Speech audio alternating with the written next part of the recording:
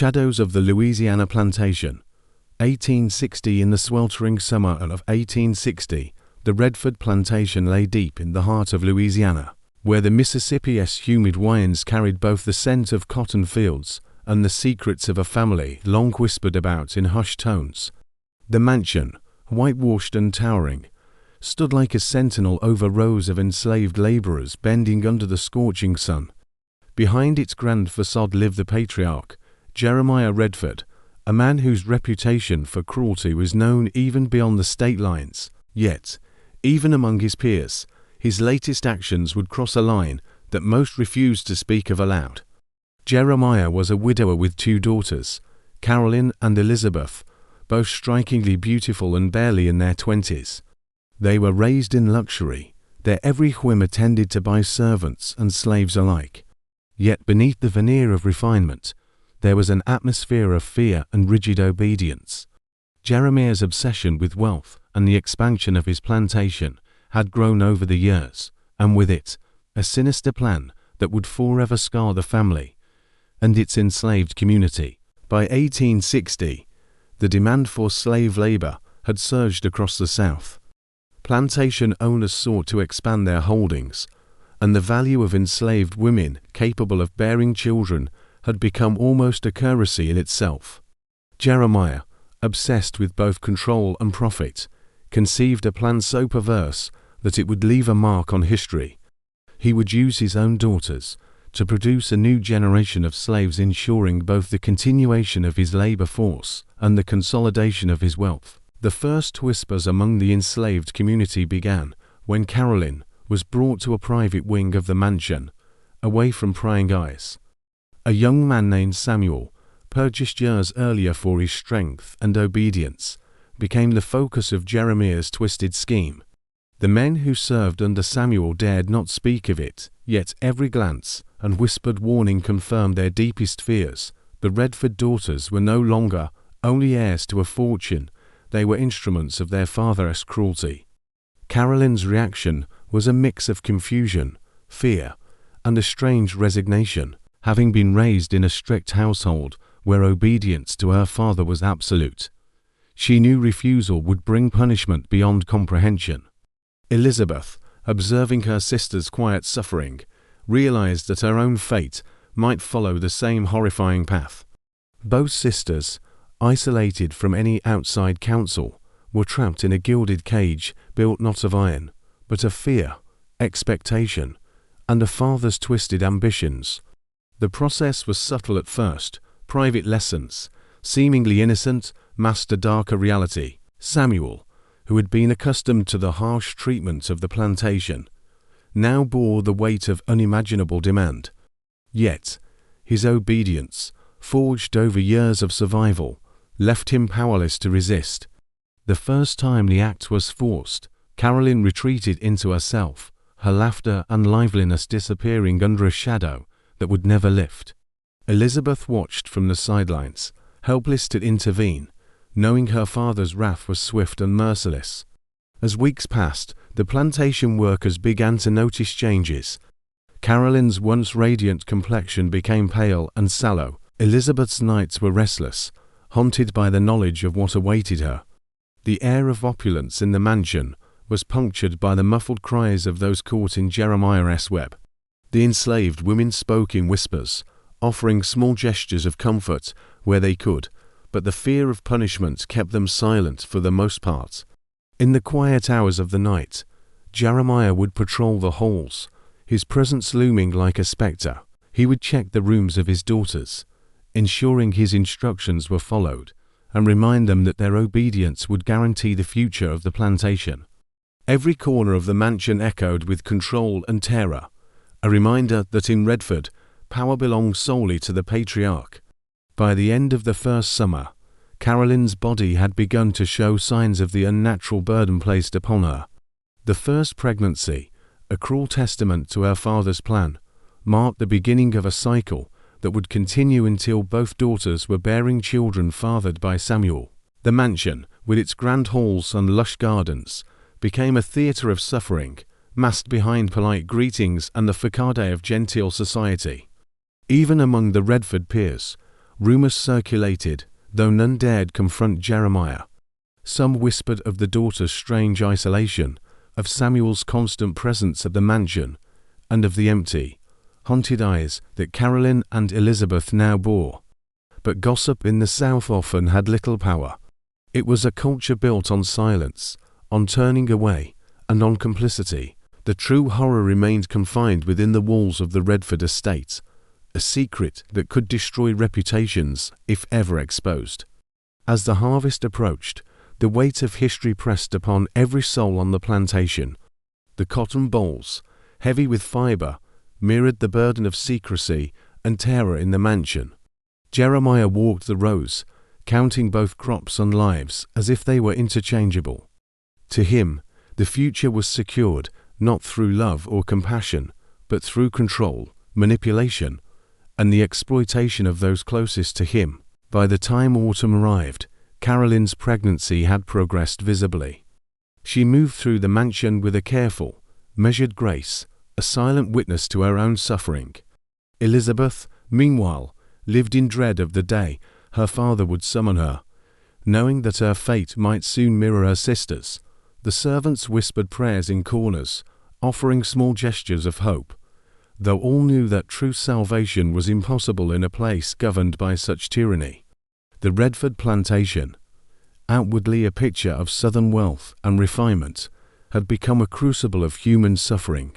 In its whole history itself seemed to pause recording the unfolding tragedy of two young women whose lives had been stolen, and of a man whose greed and cruelty would echo long after the cotton had been harvested and the summer sun faded from the Louisiana sky.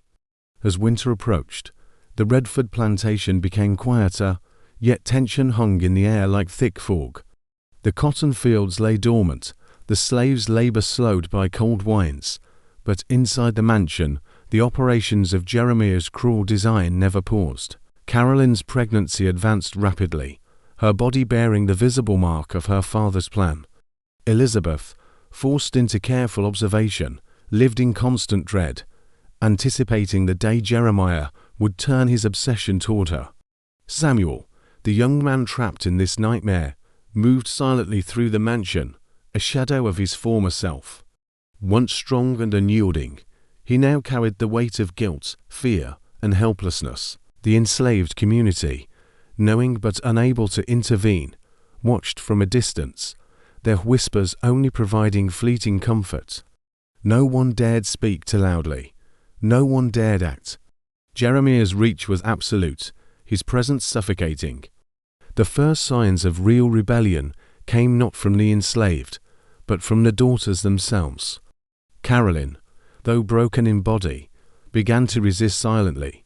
She refused to meet her father's eyes, and her spirit, though wounded, flickered with the faintest glimmer of defiance. Elizabeth, learning from her sister's quiet courage, attempted to find solace in books, hiding in the library late at night, hoping that knowledge might offer a sliver of freedom.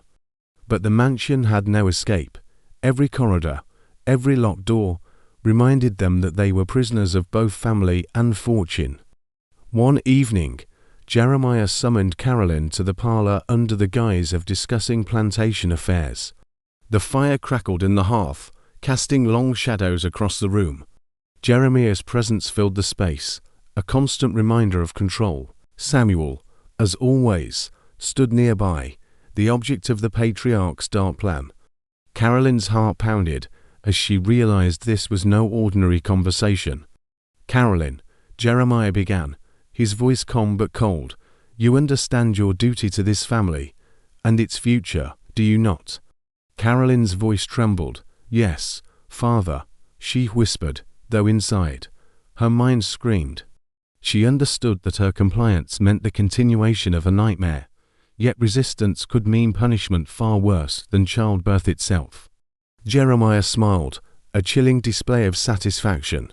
"Good. You must remember, every action you take strengthens this plantation, secures its future, and ensures that our name endures." His eyes lingered on Samuel, then on Caroline, making clear the unspoken threat of defiance. The psychological toll of Jeremiah's cruelty was evident. Caroline's days were consumed with fear, her nights with anxiety and a strange, growing detachment from reality. Elizabeth observed silently, learning the patterns, anticipating her own inevitable turn.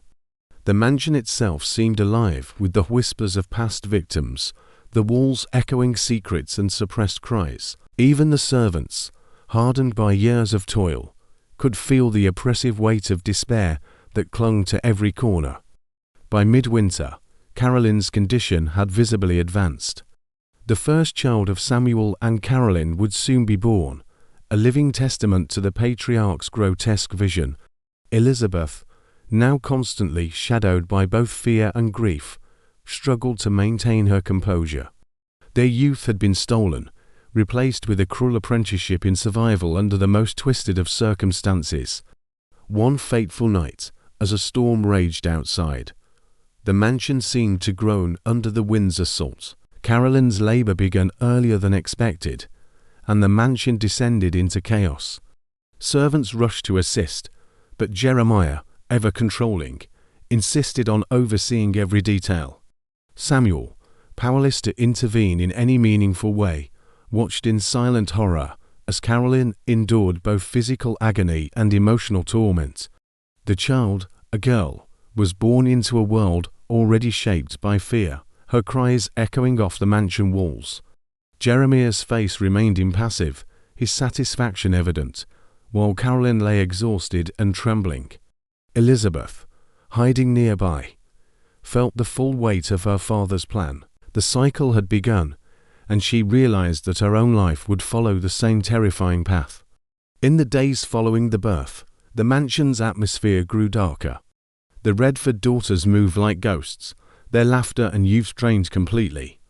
Caroline nursed her child under strict supervision, while Jeremiah's influence extended to every corner of the home. The enslaved women, who had offered fleeting comfort during the pregnancy, continued to whisper prayers and warnings, knowing that their attempts to interfere could bring death. Amidst the horror, Elizabeth began to quietly document the events, writing down observations, incidents, and patterns in a hidden journal. It was a small act of defiance, a seed of resistance that might one day preserve the truth of what had occurred. Her words captured not only the mechanics of her father's cruelty, but the psychological toll all involved the daughters, Samuel, and even the silent witnesses among the enslaved. By spring, the plantation resumed its outward appearance of order. Cotton fields thrived, the mansion gleamed, and Jeremiah's peers continued to admire his wealth and control. Yet beneath the surface, the legacy of trauma had already taken root. Caroline's body and spirit bore the permanent mark of her father's plan. Elizabeth prepared herself, knowing her own turn was inevitable, and Samuel remained a hollow figure, enslaved by circumstance and fear. The Redford plantation had become a chilling illustration of power, greed, and cruelty. It stood as a monument not to prosperity, but to the exploitation and corruption of family, body, and soul. And while the public face of the mansion suggested refinement and wealth, the private reality revealed the darkest depths of human ambition.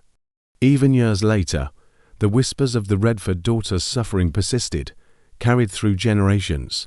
The children born from the father's design would inherit both the wealth of the plantation and the haunting shadow of how it was obtained.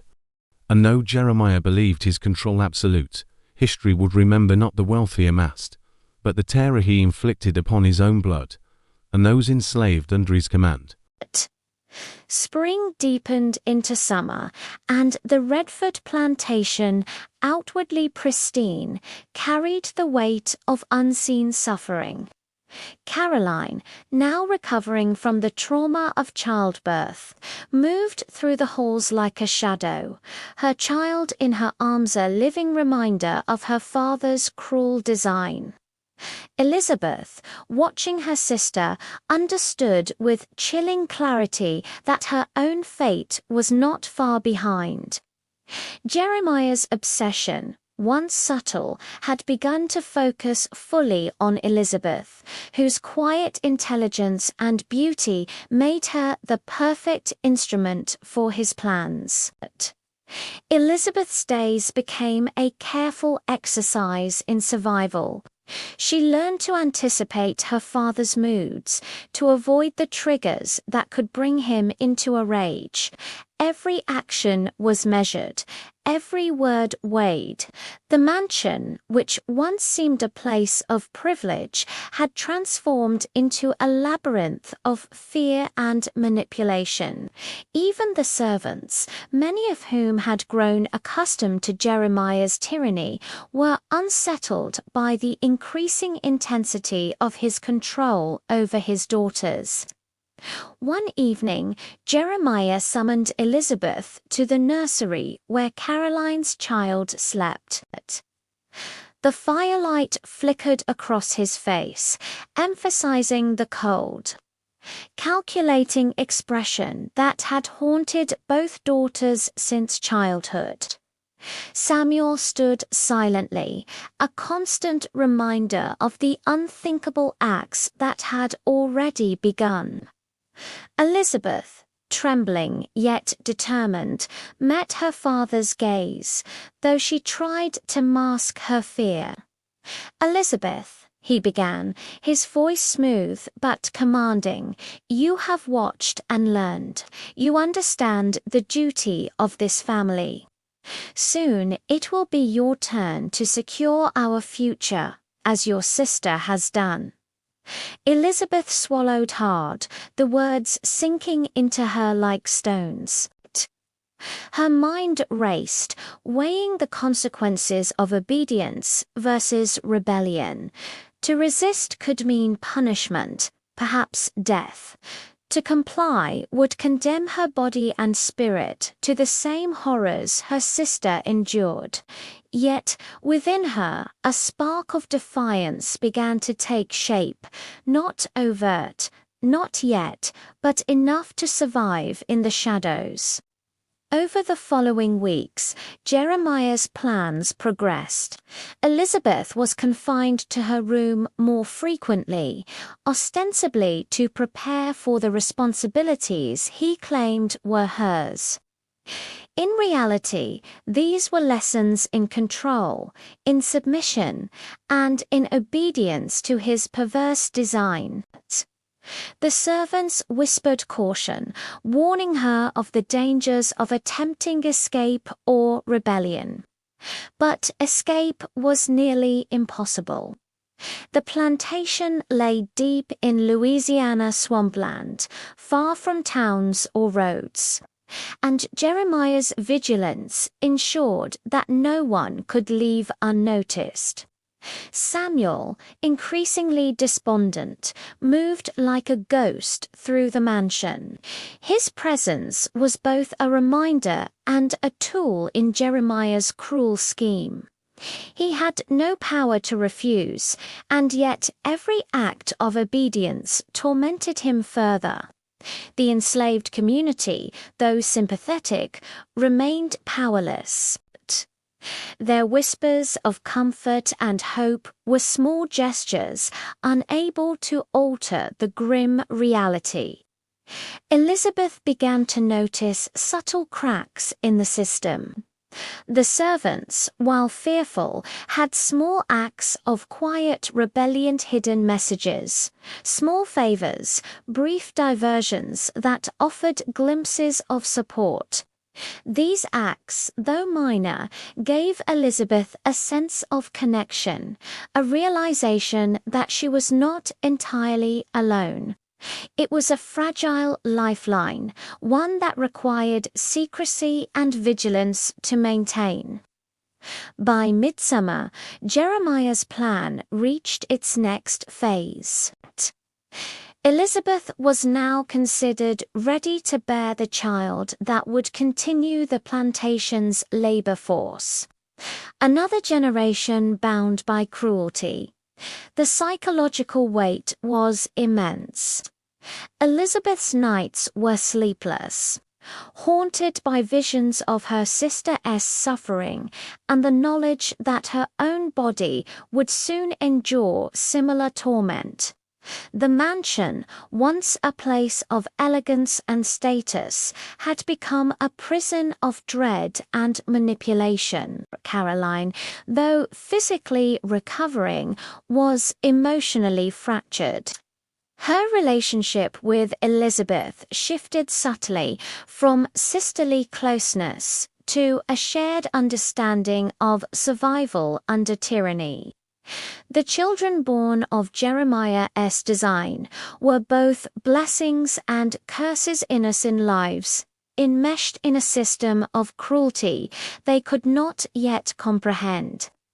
Caroline attempted to guide Elizabeth, teaching her how to navigate the twisted reality of their lives, offering advice that was both practical and heartbreaking.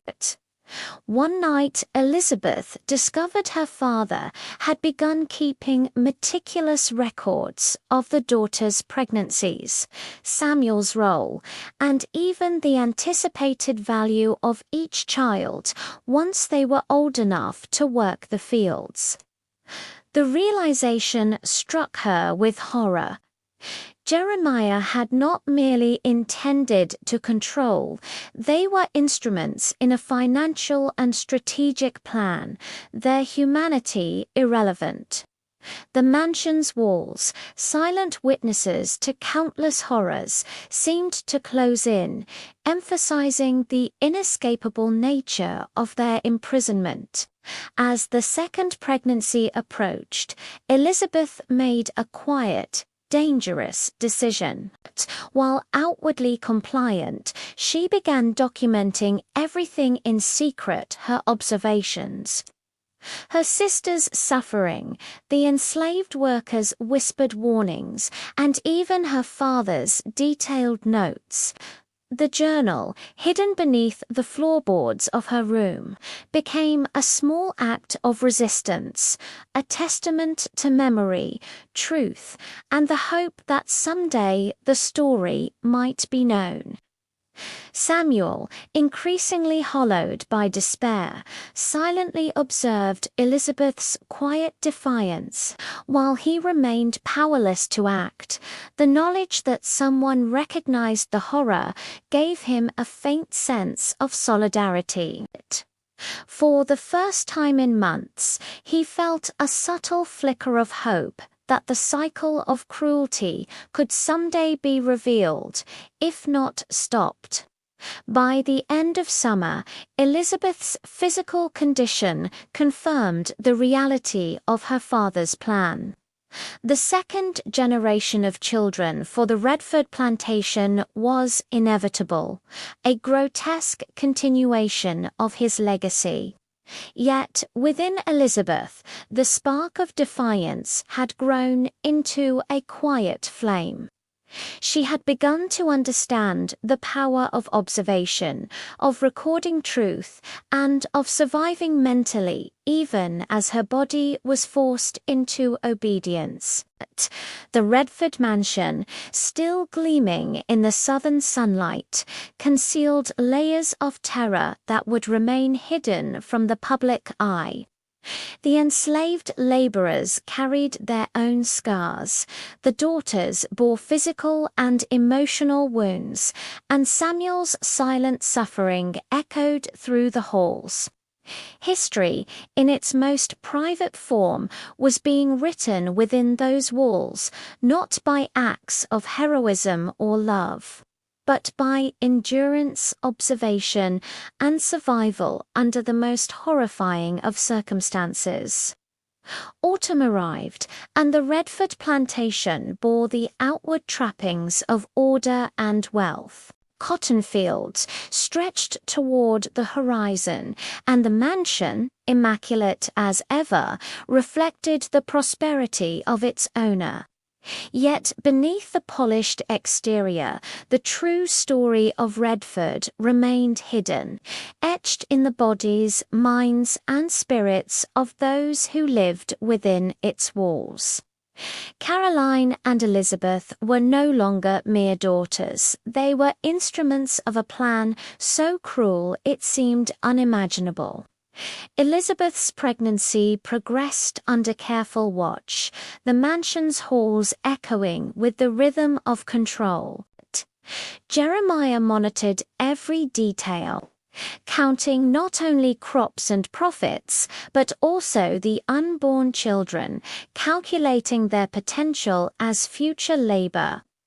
The enslaved women, now fully aware of the full scope of the patriarch's scheme, whispered prayers and warnings in hushed corners, hoping for small miracles they knew might never come. Elizabeth, though physically burdened, retained a quiet resilience. Her secret journal remained hidden, a lifeline of memory and resistance. She documented every moment, the methods of control, the reactions of Samuel, the hidden gestures of sympathy from the enslaved, and the subtle ways she and Caroline attempted to survive.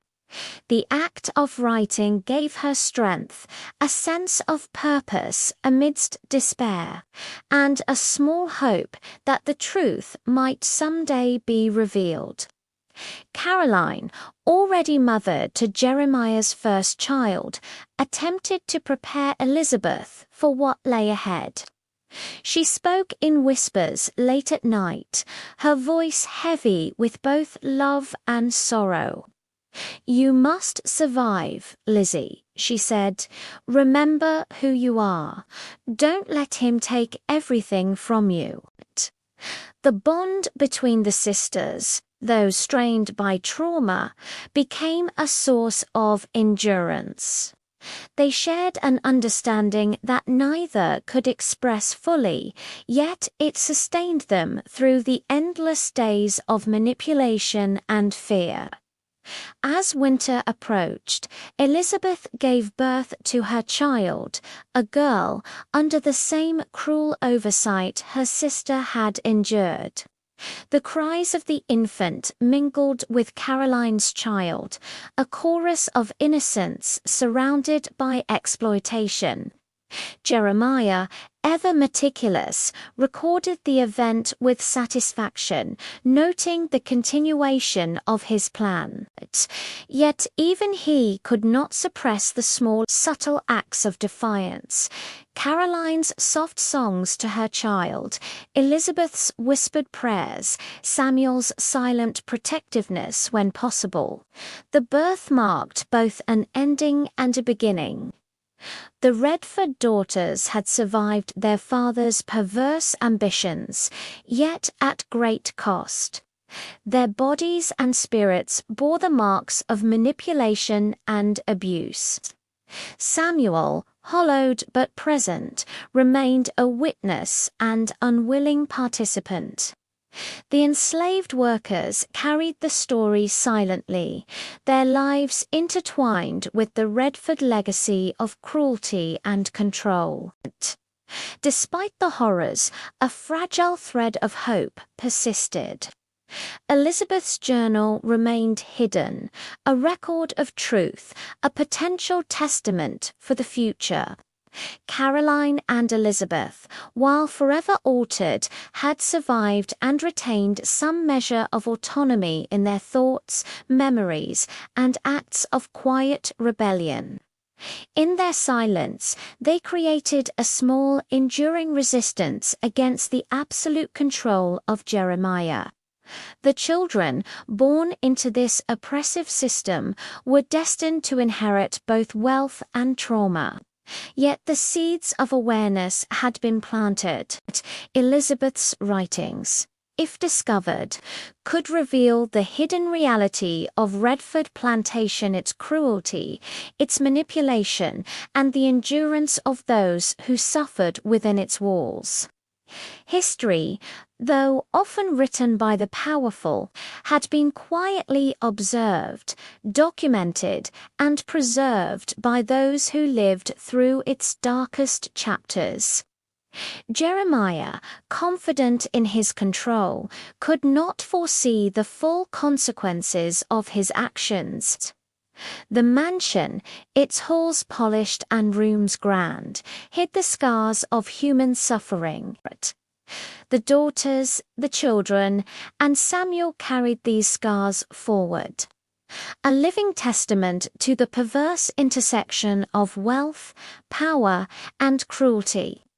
The Redford plantation would remain a symbol of Southern prosperity, but its private history, hidden from public view, would tell a far darker tale.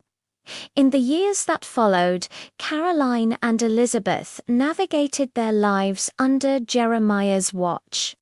Their resilience and quiet defiance offering small victories in a landscape dominated by oppression. Samuel remained at the plantation, a silent figure whose endurance was a testament to the human capacity to survive under unimaginable conditions. The enslaved workers, while still trapped in a system of cruelty, bore witness to the unfolding story, their memory serving as an invisible record of resistance and survival. The Redford daughters, scarred yet unbroken, embodied the duality of survival under tyranny.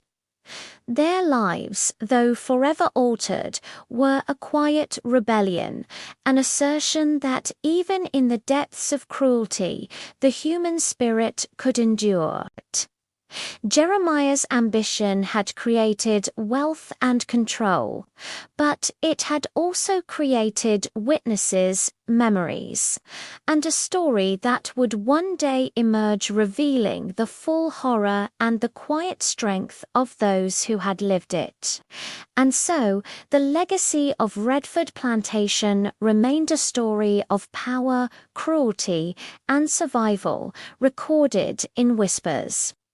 Journals and memories, waiting for the world to uncover what had been carefully hidden behind the mansion's grand facade. The daughters, the children, Samuel and the enslaved workers carried forward a truth that could not be erased, that even in the darkest chapters of history, endurance, quiet defiance, and human resilience persisted.